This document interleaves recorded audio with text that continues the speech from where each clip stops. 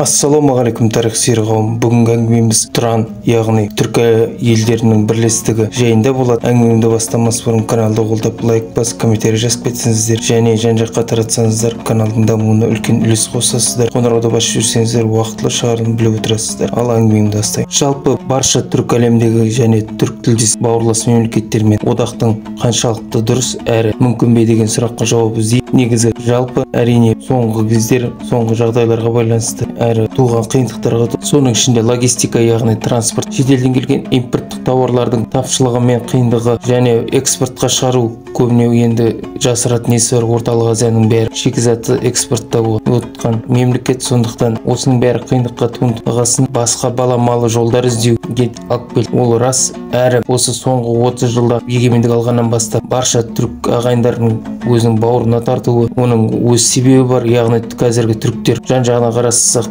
өзі Евроодақ ынтымақтастық жасайды, НАТО елінің мүшесі, альянстағы және жан-жағын қоршаған арабтар мен гректер әрі жан-жағымен қырғи-қабақ соғыста отыр. Соңғы Сириядағы операциясы мен Ливандағы операциясы жөнінде айта кетсек, әрине сондықтан үнемі жан-жақтағы жау қоршағандықтан үнемі қару-жарағын сақадай сай қылып ұстап отқан түрік ағайын. Оның дәлелі Қарабақтағы соғыста айта кетуге болады. Туысқан әзербайжандарды қолдап Қарабақта үлкен рөл атқарғаны және қару-жарақ сақадай сай болуы жеңістің кепілі екенін көрді. Сондықтан біздің мемлекетті қазір әскерді нығайтып, сол әскери қаруларды алып және екі кәсіпорындарын ашып отқан соның бір дәлелі. 30 жыл бойына айта келгенмен тек қана осы Ресей мен Украина арасындағы соғыстан кейін үлкен бір серпін бергенде болды. Яғни оның алдында жай ғана мәдени шаралар аясында және сауда-саттық онда да ол қарқынды болған емес. Қазіргі айта кететін жай, түрік ағайындар мен әзербайжандар екеуінің Қарабақтағы соғыс ашылудың бір себептерінің бірі Занзулин коридорының ашылуы, яғни әзербайжандардың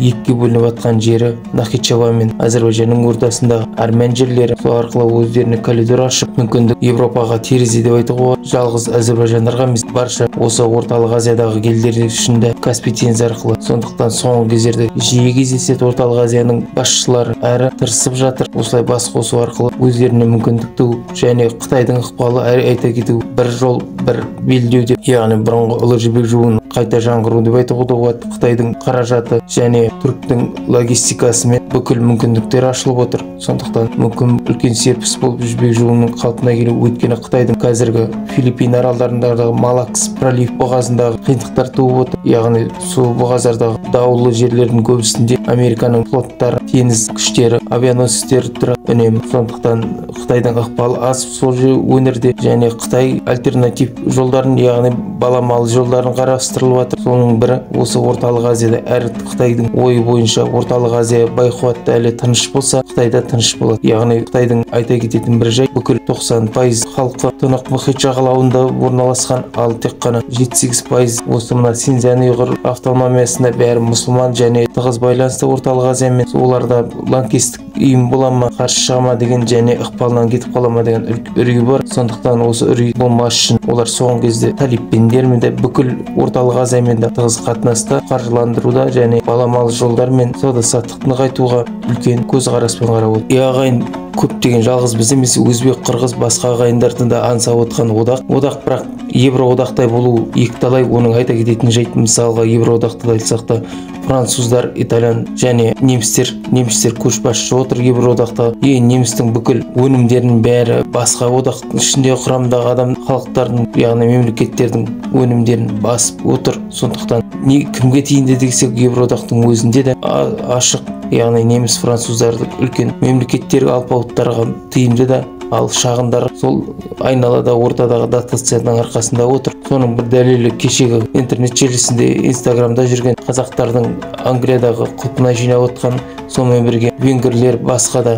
хорваттардың жинап жүрген. Яғни егер сонша шалқып өмір сүріп жатса, қаңғып басқа елде құлпына жиналмас. Оның бір айғақ дәлелі сол үлкен алпауыттардың ауыл шаруашылық басқа да өнімдердің көптігі және жаңа технологиямен жиналу себебінен олар шағын шығыс Европалық елдер өзінің ауыл шаруашылығынан айырылып қалды, яғни тиімсіз болды. Сондықтан олар мұқтаж болып отыр. осылай басқа мемлекетке барып жалдамалы жұмысшы есебінде. Осыдан байқауға болады, яғни одақ құрамыз десек, экономикамыз тең болу керек әрі дамыған болу керек. Оны айта кететін жайт, ол ешқандай ренішті жоқ. Өйткені қазақ мұнайда, газда, басқа да металлдың арқасында біз уақытша болса да бай болып отырмыз. Сондықтан басқа экономикасы 10 есе және 5-6 есе ағайын өзбек, қырғыз бауырымен одақ құрсақ, яғни олардың емін-еркін болашақта 40 миллион болатын өзбек ағайын біздің жерімізге келіп, ол да онсыз да қазақтардың өзіне жетіспей жатқан жұмысқа тартыс болса, ол үлкен дау туғызады. Оны да ескеріп отыр мемлекет. Сондықтан әзірге ондай тығыз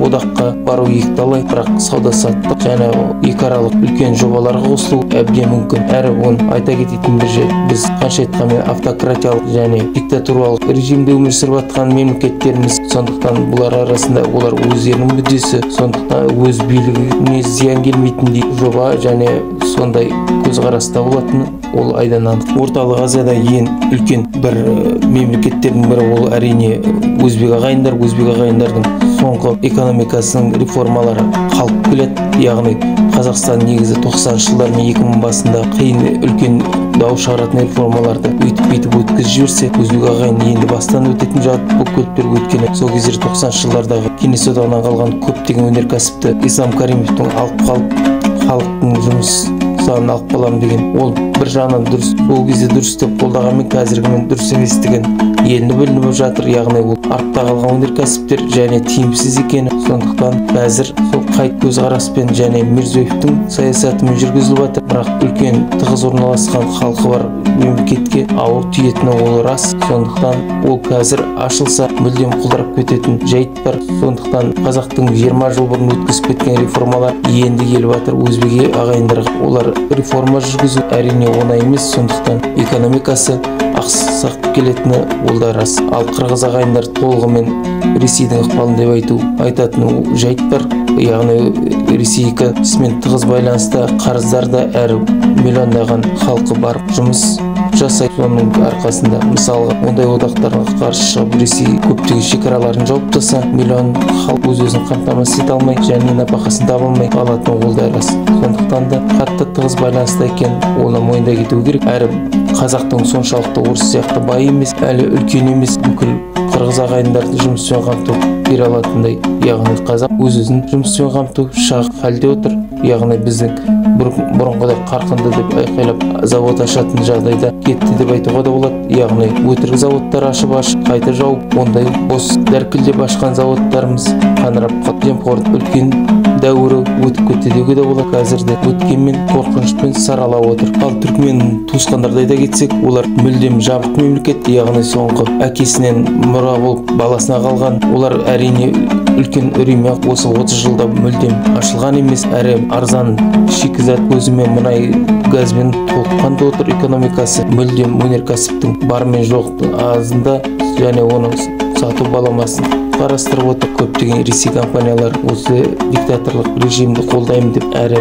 қолдау білдеп, соның арқасында бүкіл кен орындары мен мұнай өнімдерін өздеріне экспорттап отты, бірақ кейін тоқтатылып қалды. Сондықтан Қытай мен басқа да баламалы жолдар іздеп отыр. Соның бірі Пәкістанға сату ой болды, Индия мен Афған желімен. Бірақ талиптердің ақшасы болмағандықтан түркмендер труба сатып алып, бастарға қаражат пен жобаның толыққан жүргізетін қауқарсыз болып отыр. Осылайша көптеген бір-біріне қарама-қайшылық келеді және соңғы кездерде Орталық Азияның су тапшылығы да себепкер болып отыр. Яғни мұздықтардың азаюынан соны бірге ақылдаса келе шешілуі келеді деген үміттеміз. Яғни көп нәрсені шыдауға болады, бірақ адамзат суды шыдай алмас. Сондықтан қатты тығыз байланыста келісімге келіп, екі бауырлар арасында дау болмас деген үлкен үміттеміз. Әрі одақтың құрудың бас идея болып жүрген соңғы кездердегі Эрдоганның әрине ол өзінің ықпалын жүргізеді, түріктердің көзқарасымен қарайды. Сондықтан ол әрине өзінің саясаты бар. Әрі Турция соңғы кездердегі экономикалық жағдайы мүшкіл болып кетті. Әскери күшейгенмен экономикалық жағдай нашарлап кетті деуге де болады. Жан-жақты қысымын жасағандықтан түріктер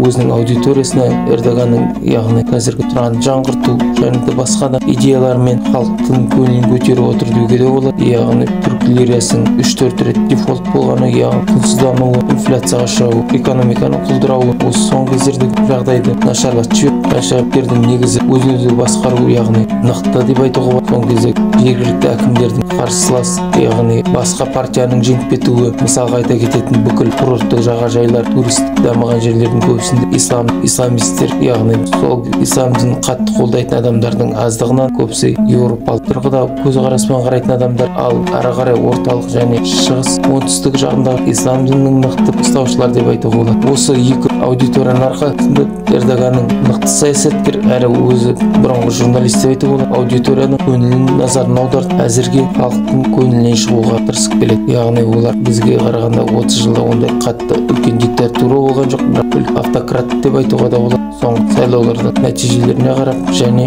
соңғы Эрдоганның жасап отқан саясатына қарап. Жалпы құрам мемлекеттің әрине бастамасы 30 жылдан бері жасалып келеді. Үлкен қадамдар мәдени мұра және сауда-саттық деп өнеркәсіптік, яғни жан-жаққа қарап отқан алып айдаһар мен алып аюдың ортасында отқан қазақ үшін үлкен қауіп әлде мүмкіндік пе деп айтуға да болады. Яғни біз алыстағы ағайыннан жақындағы көршің жақын дейді қазақ. Сондықтан сауда-саттықпен ынтымақпен отырмыз.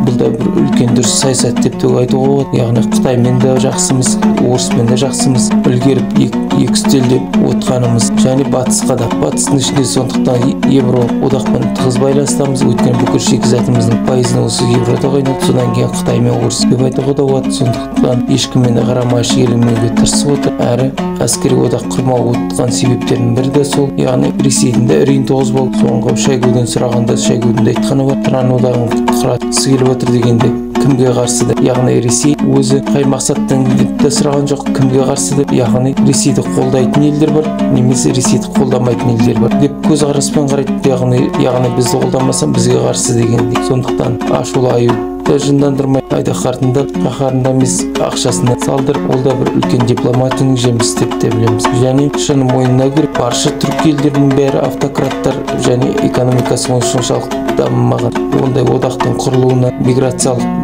яғни жұмысшылардың миграциясы болу, бір-бірін жұмыспен қамти алмайтын елдер қиынға түседі, бір-бірінің тығыз байланыста болса. Сондықтан әзірге дайын осы сауда-саттық пен өнеркәсіп және мәдени мұра деп айтуға да болады. Оның өзі үлкен қадам деп айтуға болады осы ұйым үшін болашақта. Бірақ осы әскери басқа да ұйымға алып келетін ол рас. Егер осы сауда-саттығы мен өнеркәсіп тығыз байланысты ерте ме кеш пе осыған келеді. Айта кететін жайт, Евроодақта осылай басталды өнеркәсіппен және мәдени мұралы арқасында, яғни металл мен көмір өнеркәсіптер одағынан қазіргі әскери, мәдени және сауда-саттық үлкен ұйым болып келеді. Сондықтан болашақта үмітіміз зор, жарқын болсын. Әр түркі әлемі, яғни түркі елдері байқуатты болсын, аман болсын деймін. бір Алла өзі жар болсын. Пікір ойларыңызды комментария жазып кетіңіздер. Каналға жазылып, лайк басып жан-жаққа таратсаңыздар үлкен қолдау болады каналдың дамуына. Әрі қоңырауды басып жіберіңіздер. Уақытылы біліп отырсыздар шығар. Толыққанды тыңдағандарыңызға көп рахмет.